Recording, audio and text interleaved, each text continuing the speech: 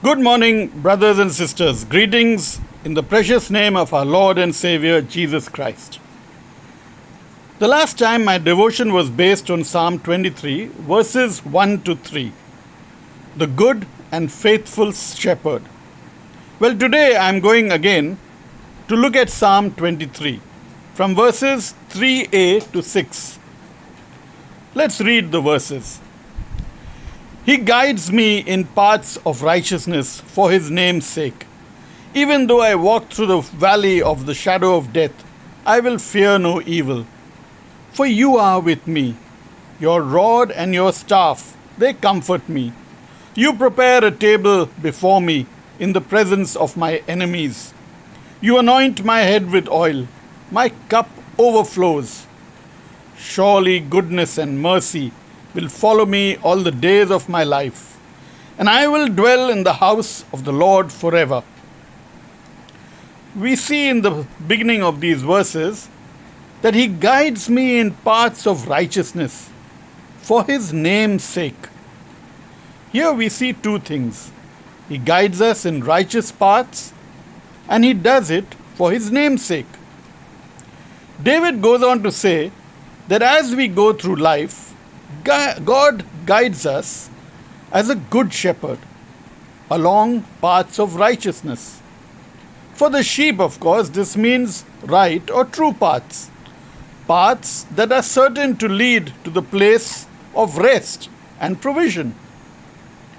God desires to lead us into greater and greater righteousness in our lives as well. We should be concerned about this. Paul says in 1 Thessalonians 4:7 that God has not called us for the purpose of impurity, but in sanctification and holiness. And that's God's intention, to sanctify us entirely. Therefore, we must keep short accounts with God. We want to know that God is our shepherd, but we tolerate sin in our lives. It goes unconfessed for long periods of time. We must confess our sins and permit God, who is our faithful shepherd, to deal with us.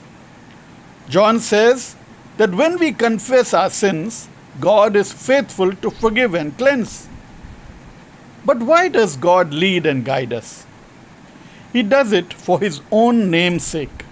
That is, it is for the sake of the glory and reputation of his own name and honor. What kind of reputation would God earn for himself if he were careless with those who belong in his charge? God's name is on the line in our lives.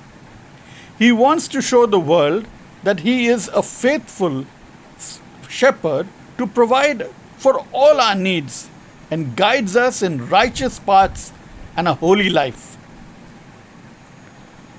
Next, David says, even though I walk through the valley of shadow of death, I fear no evil, for you are with me. Your rod and your staff, they comfort me. The phrase valley of shadow of death most likely refers to the deep ravines with sharp cliffs. And it was not at all uncommon in those times for a shepherd to have to travel through one of these dark ravines where danger was imminent, either from the cliffs themselves or from animals hiding and waiting for their prey. So it is with life. We often travel through what appears to be dangerous circumstances, but we need not be overcome with fear, as the shepherd is with us and is able to ward off any danger by his rod and staff.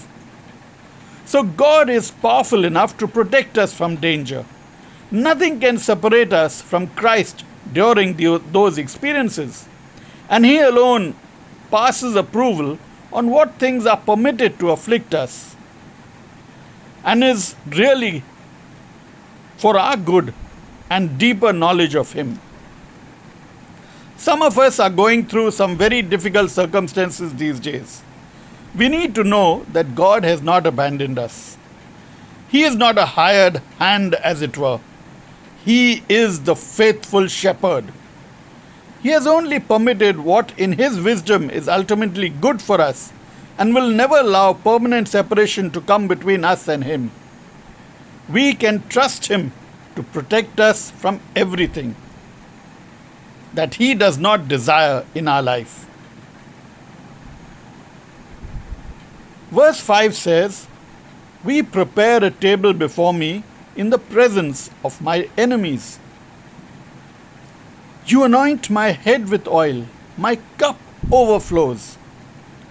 The picture here is of God, a gracious host, throwing a banquet as if sparing nothing for the invited guests.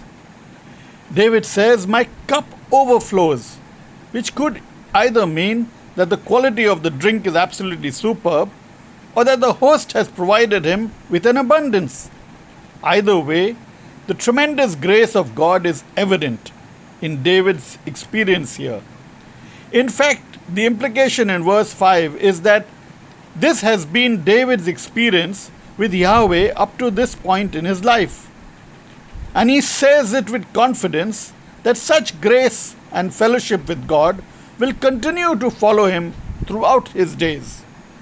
Yes, he says in verse 6, "Surely goodness and mercy will follow me all the days of my life." Rather than being pursued by his enemies, the goodness and mercy of God will follow him all the days of his life. And he knows that he will dwell in the house of the Lord as long as he lives. David sees the direction his life will take as centered around fellowship and communion with his God. The grace of God can accomplish that in our lives as well. Do we realize how gracious God has been to us in Christ, forgiving our sins against Him and giving us His Spirit to enable us to walk with Him? We ought to rejoice in God's grace towards us rather than be overcome with anxiety over the circumstances that the Good Shepherd allows in our lives. Come, let us depend on Jesus, the Good Shepherd, to truly lead us and guide us through all situations, and not turn to fear and doubt when trouble comes near us. Have a great day ahead in the love and protection of the Good Shepherd. God bless you.